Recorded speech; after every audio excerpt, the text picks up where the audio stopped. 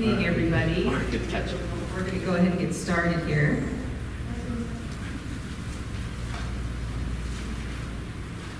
Okay, thank you so much for joining us tonight and for coming out to the for the Oxnard Airport noise compatibility study here tonight. Oh, thank you. We are going to be embarking upon a open house, and then we're going to go into a formal public hearing. Advance this here. Okay, there we go. It's on delay. Okay, my name is Stacy Falcioni, and I am with the project team, and I'll be your facilitator tonight. And before we get into the agenda, I want to bring up our interpreters. We have a Spanish and Mixteco interpreter, both interpreters here tonight, and they're going to just say hello. And if you need their services, they will be in the back. Please. Hi, good afternoon. My name is Martha, and we are the interpreters for tonight. If someone needs interpretation, please come to the back table. We'll be providing you the equipment for it. And this is Lorena. Thank you. I'll repeat it in Spanish in case anyone needs it. Buenas noches, mi nombre es Marta. Yo voy a ser su intérprete de español esta noche. Si necesitan el equipo, por favor, ir con nosotros a la mesa de atrás. Gracias.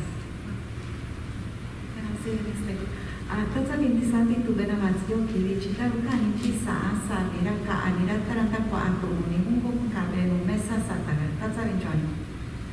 Thank you so much. Okay. We're going to continue on here. Before you, we have our quick agenda. So our process for tonight, just to give you guys a quick view of what you can expect. So we're going to go into how we got here, the study process, the noise compatibility program, the department's current efforts to address noise concerns, and then we're going to open the floor up to a question and answer session. This is going to be non-formal, so our staff will pass out some question cards. If you guys have questions, write those down. They'll bring them up to me, I'll read them out, and our panel will be able to answer and discuss those with you all. And then we're going to let that go until just before 7 p.m. We're going to take a break, a quick break, and then we're going to open the formal public hearing process. And in that public hearing process, we have a few more things to go over. The program overview, and then we will get into your formal comments and questions. And that will be where you can stand up, you'll fill out a quick speaker card with your name and your affiliation, and we'll bring this microphone over here to the center. You can line up and then let us know your formal comment, and we'll take that down. We will also have a court reporter here who will be jotting those things down. And then after that session, we will be opening the floor back up to any outstanding questions or comments that you have that you'd like the panel to answer. So it's a little bit of a process, so hang in there with us, and we'll make sure that we pause and give you guys extra direction. Okay. And again, this is your code of conduct, just to remind everybody that the county is committed to ensuring that all participants can fairly and clearly share their ideas, comments, and concerns about this project and the Oxnard Airport. And again, to provide a safe and equitable process, please remember to treat each other with kindness and respect, including your neighbors, the moderators, and the panel. Respect the format of the meeting and maintain a conversational tone. So with that, I'm going to turn it over to your Director of Airports, Keith Rivas.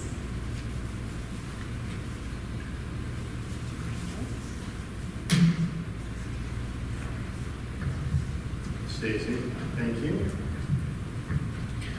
Okay, how we got here? We started with feedback. We probably about 5 years ago had done an airport layout plan update for Oxnard Airport. Through that process, and in years prior to that, even got feedback about noise concerns. So we decided about 3 years ago to start the Part 150 noise study process. That's where we get FA grant funding to help us go through these various public meetings we've done, do the analysis, analyzing what the noise issues are, are the concerns, and then formulating a process for us to go through and capturing what we're going to do in the future, the next 10, 15, 20 years, to mitigate noise issues. So this is kind of the end of that process. Again, about 3 years, 2.5, 3 years we've been in this process. So the documents that we'll be talking about tonight are the final noise compatibility portion, what we as a county are going to be doing in the future. And the good part about this is it formalizes what we as a county are going to do to mitigate noise, again, over the next 10, 15, 20 years. So that's what you hear from the team. I want to thank all of you that attended tonight, not only tonight, but throughout the process, as it's on familiar faces. So thank you for taking the time with us tonight. The last piece that I'll leave you with is understand that we know this, we're in this for the long haul. We're committed to this. Again, you'll hear from us some of the things we've done short-term and long-term, investing in this. But we know that this is ongoing. Again, we've done a lot of good work. We've seen some improvements, but we know this is perpetuity on our side. It will never end. We've got to keep working with pilots in our community to mitigate the noise. And now I'll kick it to Aaron Powers, our new Deputy Director here.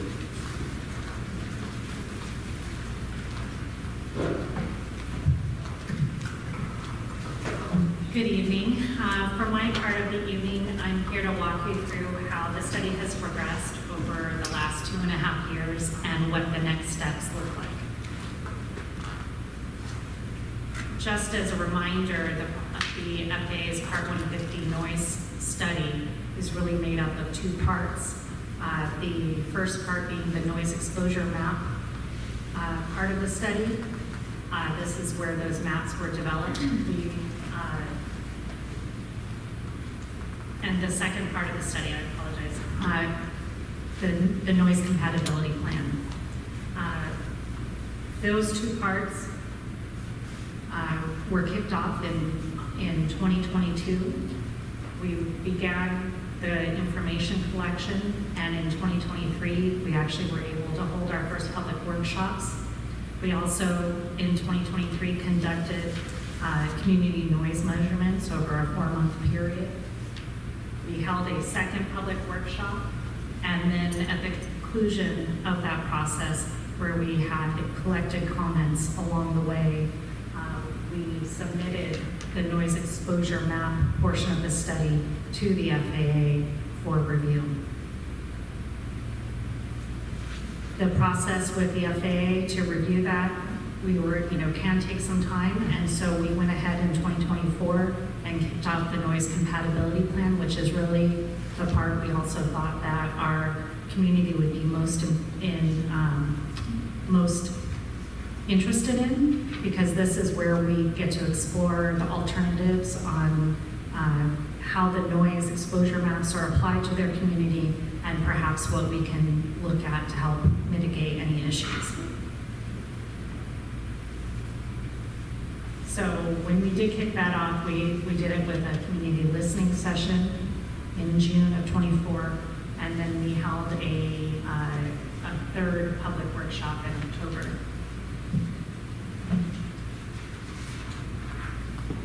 As 2025 rolled around, we actually received acceptance of the noise exposure maps that had been submitted in December of 2023.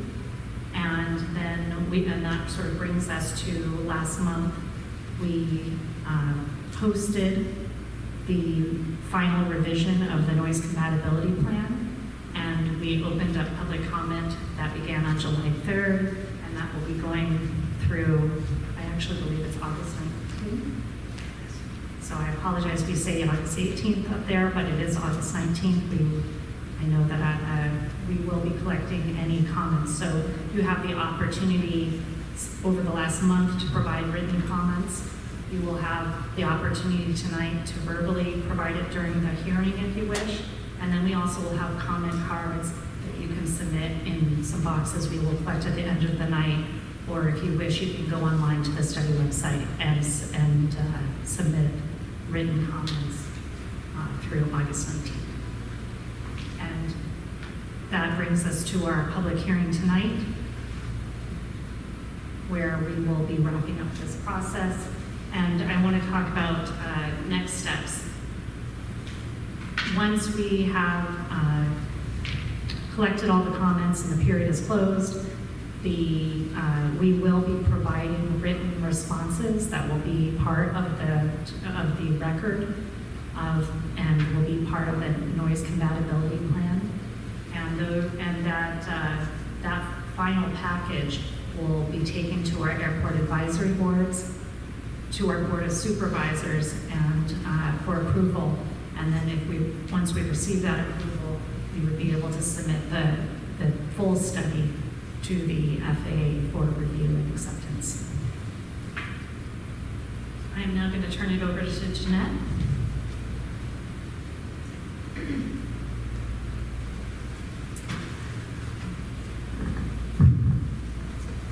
realize I was on the short of it. I'm Jeanette Haragi. I'm the Communications and Engagement Manager and Public Information Officer for the Department of Airports.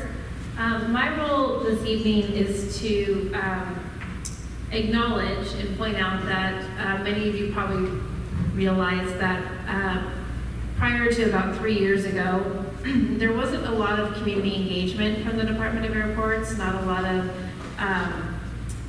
communication and just really bridging that gap between the airports and the community. And so our director, Keith, came on board almost 4 years ago and recognized that the department needed somebody to focus specifically on noise and on community connection. And so I was hired in September of 2022, and my focus has been on understanding the noise issues that our communities face, the concerns, and really trying to bridge that gap, get to know community members and their concerns, and then also connect with pilots, our tower managers at both Camarillo and Oxnard airports, and also to build visibility of the airports and just education about noise and the airports collectively.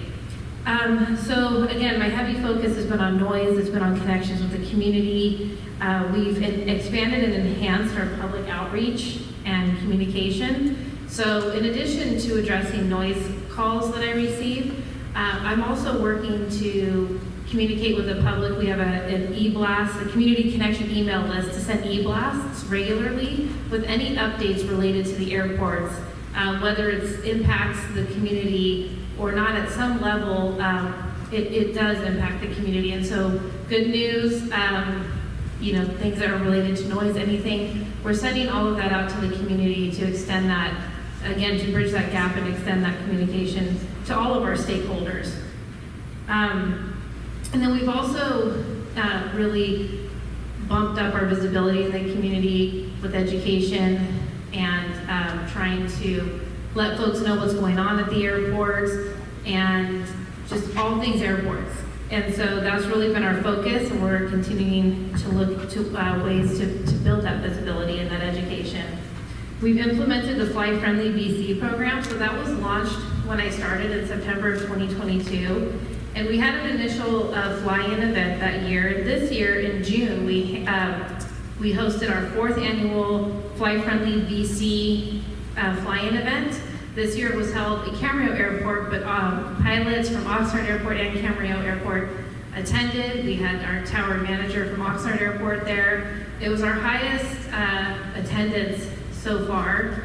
We've had a lot of, again, we were communicating with the community, but we're also communicating regularly with pilots, whether it's the chief pilots for jet operators, primarily out of Camarillo Airport, or pilots for smaller aircraft out of both airports. And so the Flight Friendly program is a year-round program, and we have an annual flying event, and all of it is focused on pilot education and letting pilots know this is what the community is experiencing, and there's been nothing but positive feedback from the pilots that we've been in contact with. And when there's additional concerns, especially if there's a pilot that doesn't attend, if there's additional concerns, and we get calls from the community, we connect with those pilots and individuals. And I have to give kudos to our tower manager in Oxnard because he and his team have been highly available, very easily available to us, and just very much on into supporting Flight Friendly BC and the flight paths and making sure that pilots are notified on his end as well. We purchased a flight tracking and comment system that went into effect also in 2022. It's VNOMS through Vector, and so we're in constant communication with Vector to have tailored data that showcases current issues of concern for the community. And then there's ongoing discussions internally of how we can improve those programs, primarily for users, for those of you who are utilizing VNOMS. We hold regular meetings and have updates and communication with the city of Oxnard. All communication that we send out is also sent to elected officials and the City of Oxnard Public Information Officer. And then we keep them abreast of any issues facing, that are concerning the community and how we're working to address them.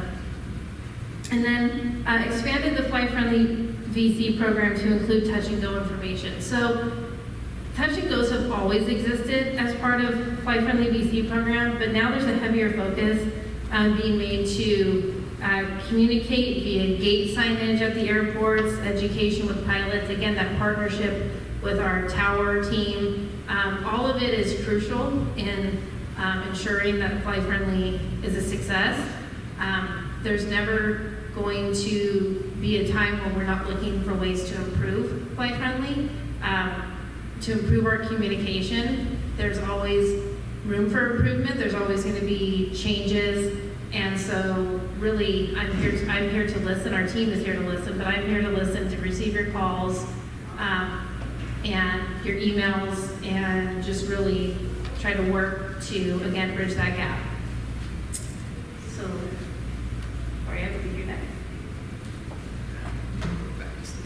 Oh, we're going back to Stacy. Apologies. So thank you all again. If you need my direct communication, or if you, contact information, or any questions for me, I'm happy to answer them. Thank you. Okay, thank you so much, Jeanette. All right, so now we're going to get right into our question and answer session. So this is time for you folks. If you guys have any questions for the panel to respond to you, we're going to take those comments and questions from you. So you should have a question card. If you want to write those down, you can pass them up to our staff and they'll bring them up to me. Otherwise, you can raise your hand and we'll keep this a little less formal, and we'll bring you the microphone and you can ask your question or provide a comment. Okay.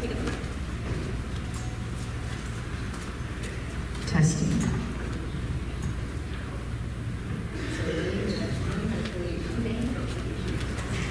Hi, my name is Miguel Fernandez, and I'm a resident of the Cabrillo neighborhood in Oxnard, which is the first neighborhood to the north of the airport, separated only by what eventually will be the closest neighborhood to the north of the airport, which is the Teal Club area.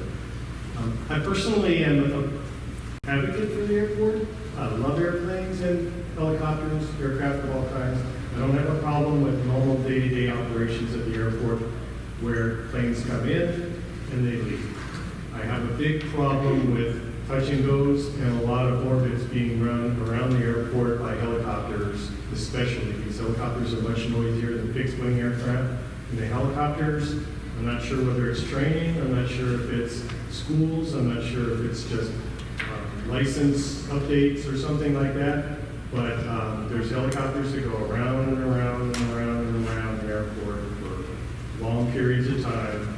It's the most disruptive noise that comes from the airport, at least in my personal experience in the neighborhood that I live in. And I track them on Flight Radar 24, and some of these helicopters are not even based in Oxnard Airport. They're coming from other places, Amarillo, who knows where. Even military helicopters, sometimes the Coast Guard goes around and around and around. And that's basically my comment. My question is, can we limit the amount of orbits that are allowed in any particular time frame, like an hour or something, to a certain few to try to cut down on that noise from circular traffic going on there? So I'll answer, thank you for that. I'll answer the question about whether we can minimize the time. There's a variety of reasons of why helicopters would be flying over, and so I'll speak to that in just a minute.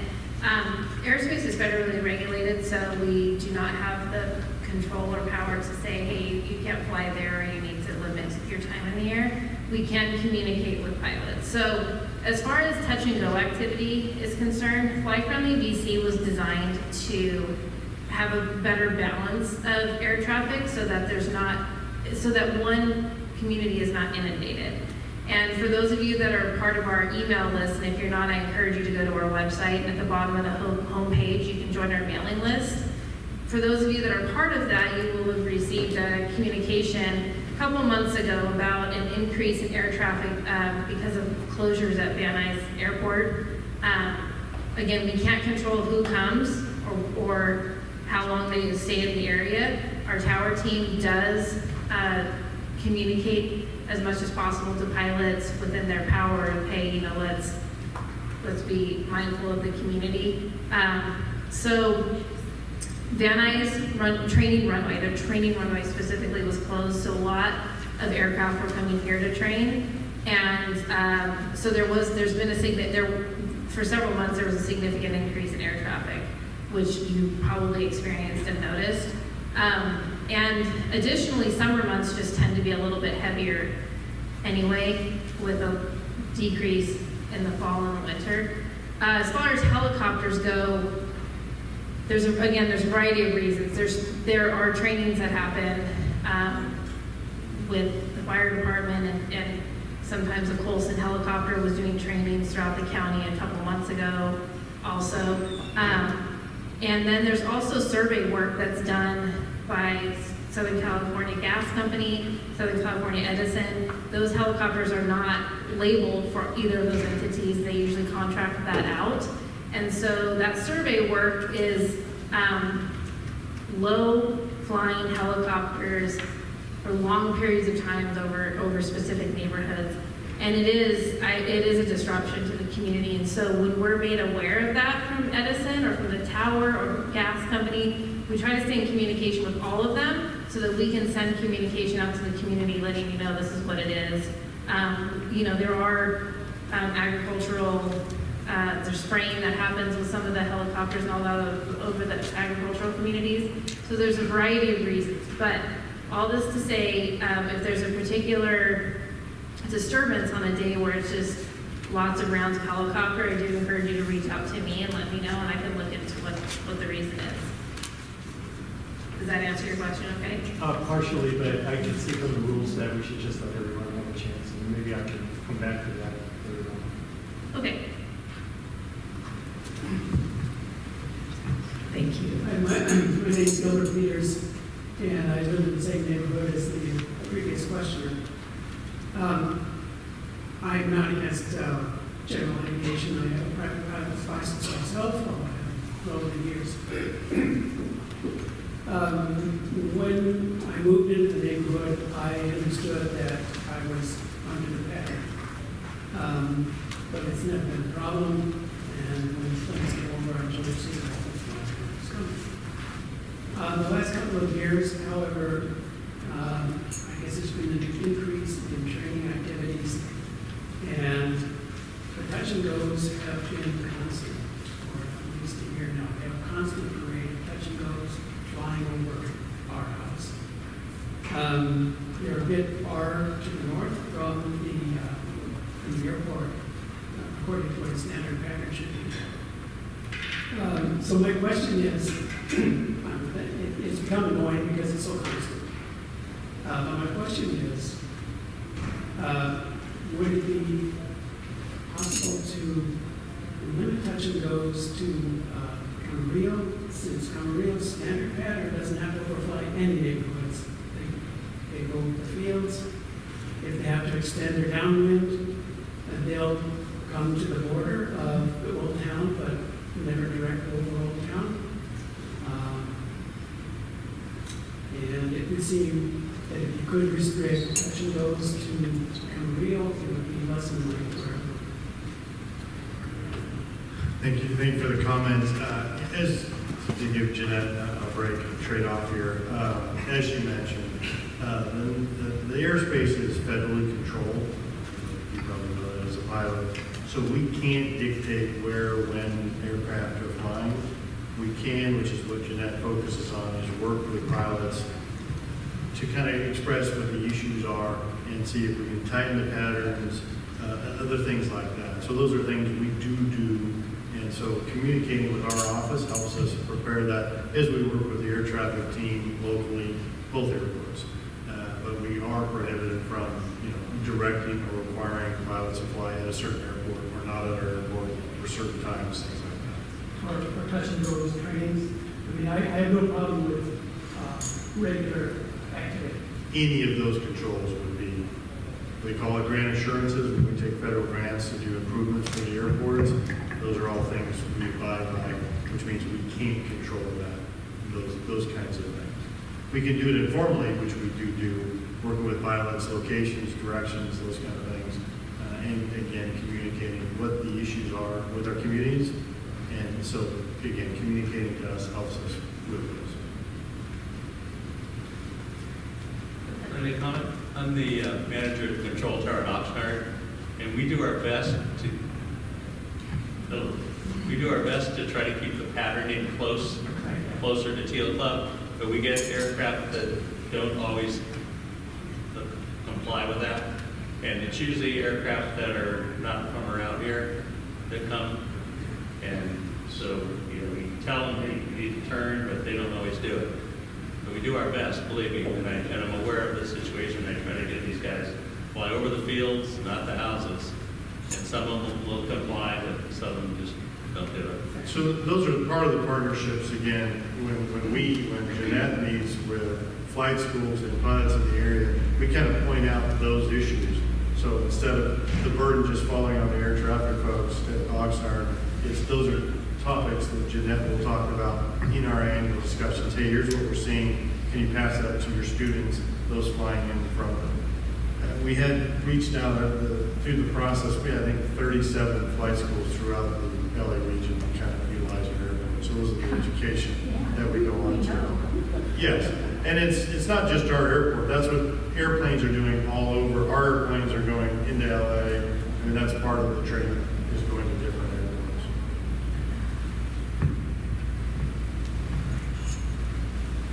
I'll just add really quickly that we also tries to limit. So sometimes he'll, tell the plane and pilot, hey, we don't have space for you in the pattern right now. And so there are efforts that Lee and his team put into place. And we're also tracking, because of the Van Nuys closure, we're tracking operations to see what we can do within our power to address the number of operations because of the Van Nuys closure. Is that a permanent closure? No, it's not a permit. They've reopened, Okay. but still we're finding still a little bit of an increase. So we're just tracking that. It's gone down quite a bit just the last month or so since they've been open. Right. Hi, I'm Kirsten Meeker. My family has lived at the corner of Little Farms and Ventura Road for about 75 years. So we're used to the airport. We've dealt with the airport for a really long time. So I guess my concerns are more, it seems like we're developing this plan, which is to get rid of our neighborhood, to deal with the noise complaints that are from people that live further away. So it seems like the noise contours are all drawn right around the airport. And the proposal for the land management use part is to offer to buy out our homes based on the 60 dB, I guess the DEC and EL contour, which is not published in the plan. So we can't even see, like, what is the criteria of this model that's being used to identify the parcels. And then I don't understand how that's going to solve the complaints of people that live further away. So we've lived near the airport for 75 years, like I've said, and the road noise from Ventura Road has got to be way more than the airport. I mean, the road noise pretty much maps the airport. So doing this analysis where you separate out the road noise and say, oh, the airport noise is too much, we have to get rid of these houses around the airport, doesn't even make sense because it's ignoring the environmental conditions and the context. And then I have to say, you know, from our experience, there is a lot more orbits than there used to be. So I went to Old Oxnard High, she went to Oxnard High. It got closed because of the airport approach pattern. And now you don't see that many airplanes approaching over Old Oxnard High property. You moved it to the north part of Oxnard. Instead, you know, we constantly see planes just cutting across, like right before the runway, cutting down the road, you know, right over the house, which is nice to do as long as they don't go over the house. But I'm like, you know, if you look at your tracking data, it's like you have these racetracks when we're in the airport. It's not about people flying in on an approach and taking off, like they're saying normal airport use. People circling around is most of the traffic. So I can see why people in those neighborhoods that they're flying over constantly are probably getting tired of hearing it. Just my comments, and I'm interested to hear what this criteria is in the plan and how you think it's actually going to address complaints, because all you're talking about is the streets right next to the airport. And we've lived there 75 years, so we aren't the ones complaining about the noise. So I feel like we're being targeted to solve a problem that's not even something we complain about. Thank you for your comments. I'm Corey Lewis, Kaufman Associates, and we been responsible for preparing documentation for the study. So to the first question, we may ask you to restate one or two if I missed something. So to the first question about the maps, so all of that documentation is in the volume that's titled Noise Exposure Maps.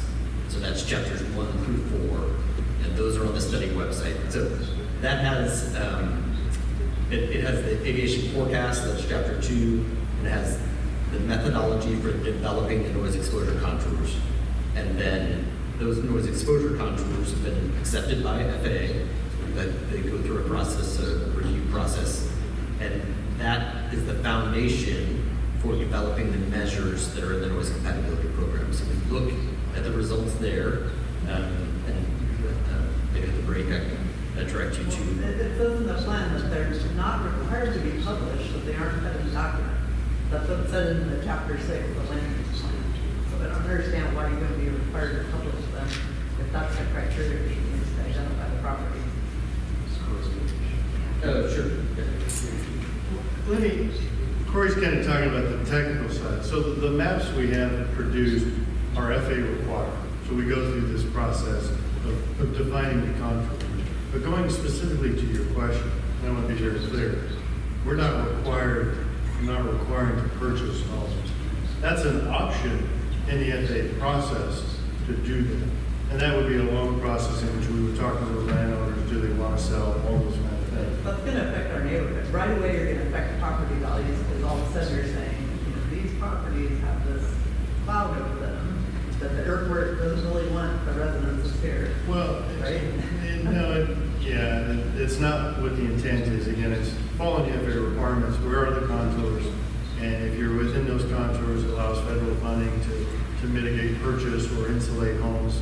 There's all kinds of options, and that's just a federal standard. So, and it's actually a standard that was studied previously. But in we the don't have to contours. apply for that. You can say, You don't. Sure, that's something they offer. It doesn't mean we have to put it in the plan. You're correct. Yes, it's not something we would force on anybody. It's just a process that we have to go through. We've identified it's a standard, and we follow that process. But we don't have to. But it's the one item in the whole thing that I could see was actually something doing to address the noise. All the rest is saying we're going Well, to if continue you to look, operate if you as look we at do. the and- back end of the document, there's a whole laundry list of things we're doing to Currently. address some of the noise But concerns. you're continuing your current program, which makes sense. Yes, correct, and additional ones we're looking at as well. So the first half that you refer to is the federal requirements, and those are, again, purchasing, home insulation, that's in the document, it's an option for us to do. But those aren't required by the federal government, are they? They're just things that you can apply for. I'm sorry, say again? It makes them eligible. It makes them, yeah, it's an option, it's not required. We're not requiring that. It makes it an option for us to do. Okay, but it doesn't have to be an option, right? You don't have to apply for the option. No, You don't have to apply, or the homeowners don't have to. But the county doesn't also have to make it part of the plan either, right? I mean, this is a choice to put it in. the Oh, plan. well, if we didn't put it in the plan, then it wouldn't be an option. Exactly. Right, so So we're, it's not, I'm saying, you're choosing to make that one of the pieces. we're How choosing you're to gonna make address it an noise. option. Yes, you're correct. We are choosing to make it an option Okay. for those homeowners if that's the road that ultimately everybody agrees is the best option. Yes, we're not tying our hands and excluding as an option. You are correct. I But hope it so. just, to me, it seems just like the Oxnard agriculture. We'll close Oxnard High, it didn't really solve the problem long term. No, we would agree that the tail end of all the other things we're doing and looking to do are the most productive. We would agree with that.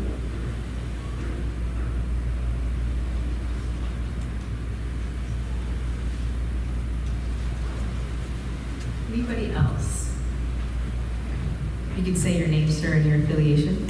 I'm Craig Moyer. I just moved to the Oxnard Shores neighborhood about a month ago. And before we bought the house, I'm an environmental attorney, and I looked into land use issues around the neighborhood. Noticed patterns that the tower is supposed to vector people to the right, 270 and 255. Others, no, okay, so I'm sure you'll correct me on the details. But I guess I'm not clear on why so many of these planes are going over to the south anyway. I mean, perhaps you can help me understand that starting point, because as I say, the data that I have seen, the documents that I have seen suggest that flights ought to be going out and then to the north, vectoring slightly to the north. I think what you're talking, and again, I won't step on the air traffic manager. And we've had this issue in the last 2.5 years come up as we've gone through the process. That specific is aircraft that are departing. That and most of the concerns and discussions tonight have to do with folks that are in the traffic pattern doing training. So they're not departing the area. So that doesn't really apply to the 270 departure. That's kind of a discussion. So the touch and goes are not. The touch and goes are not limited on where they go. Maybe you could. No, they follow a pattern that varies, as you've heard, depending how many aircraft are. It's a rectangular. What was box. interesting today that I wasn't planning to even come tonight, but they listed somebody was practicing their touch and goes most of the afternoon. So I'm sure you guys know who that is. I don't care, but it was low, and I almost wondered whether he was trying to piss people off because it was so obvious and so recurring. But so I'm sorry to interrupt you. No, so what you're seeing is normal, again, staying in the pattern. So the 270 departure is typically for somebody who's departing the pattern, depending on the other aircraft that are in the pattern, what the direction is. I'll speak to what the pattern is really quickly, and then Lee wants to provide some feedback as well. So the pattern for touch and go is the flight-friendly VC pattern, which is voluntary, again, because the airspace is federally regulated, so we can't enforce it, but we have constant communication with pilots and with the tower. And so the flight-friendly patterns are, as far as the south side goes, to extend at least a half mile past the shoreline for left turn traffic, or turn before the Edison Canal. The other option is to turn right over the agricultural fields, and so those are the two options, or the three options for flight-friendly VC that we're really pushing with our education component. So that's specifically for touch and go activity, and then we can provide additional feedback. That 270 heading that you were talking about, that is for instrument departures before 8 in the morning. It's not for just general aviation guys taking off VFR in the pattern. Yeah, it wasn't, there's two separate time limits on it, and I'd be happy to take this offline with y'all, but I don't think that's correct, sir. It's absolutely correct. Okay. I know Okay, that- thank you. Thank you, gentlemen. Okay, any other questions? Sir, did you have one? You Can want I to do wait? follow-up now? Yes, please. Okay. Yes. Hey. Thanks for being so patient. No problem, thank you. I appreciate you all being here. The responses to my question earlier included things that weren't part of my question. I know about the gas company helicopters and the other utility company helicopters that come and they do stuff. I'm very familiar. I've lived in the area that I live in since 1976. So I've seen air traffic. I've seen 4 trimotors fly over my house from when there was some sort of a airship going on here. I don't have a problem with any of that. I don't have a problem with Condor helicopters. I know I'm very familiar with most of their aircraft. I see their agricultural aircraft fly over the house all the time. I see other things that they have fly frequently. I don't have a problem with any of that. The thing that I have a problem with is orbits going around the airport. I've said it before. And further responses that came into the discussions that have been going on included trying to limit them over tail coverage, which is fine, but it's like trying to limit smoking to the back of the plane. You still smell it in the front of the plane, or smoking to just one corner of a restaurant. For those that are old enough to remember when smoking was allowed on planes and restaurants, but we still hear it over the neighborhood, and if there's nothing you can do to limit the number of circles that they make over the thing, then there's nothing that can be done to quiet that noise coming from helicopters. And I know that the gentleman over here who lives on the shores now was talking about the plane that was flying today. That was an old vintage warcraft. And I know that flight. I know that plane a lot when it flies over and does orbit. I think it may even be based in Van Nuys, I'm not sure. But warplanes are louder than Cessnas. I don't even know when Cessnas are doing circulars or touch and goes. I just know when helicopters and other aircraft that are much louder than regular general aviation Cessna type aircraft are flying around. And that's the part that gets me. Thank you. Thank you for that comment. I just encourage you to stay in contact with me if there's a specific helicopter activity. I spoke to the different types of helicopters. I wasn't aware if you were clear on just the different activity that happened, so thank you for clarifying that. So again, just get in contact with me if there's a specific day where there's a particular aircraft that's just causing the disturbance, and we'll look into it.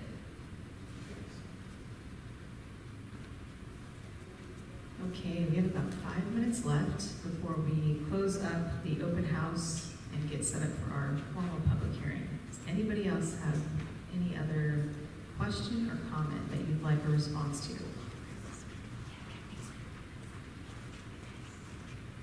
Okay, so with that, we're going to go ahead and take a break, and then we're going to come back and reconvene at 7 p.m. So you have about 15-ish minutes. Go get some coffee, freshly baked cookie from the kitchen in the back there. And we will start at 7, and then again, that will be the formal public hearing process. We're going to have a microphone in the middle there. Y'all can line up, and we will take your comment. Again, we won't be responding. This will go into the record, meaning we won't be responding tonight, but we will be responding in the formal documentation, which will be the final report, which, if anybody else wants to highlight or speak more, please do. Are we good? Okay. So we're going to take a break and start again at 7 p.m.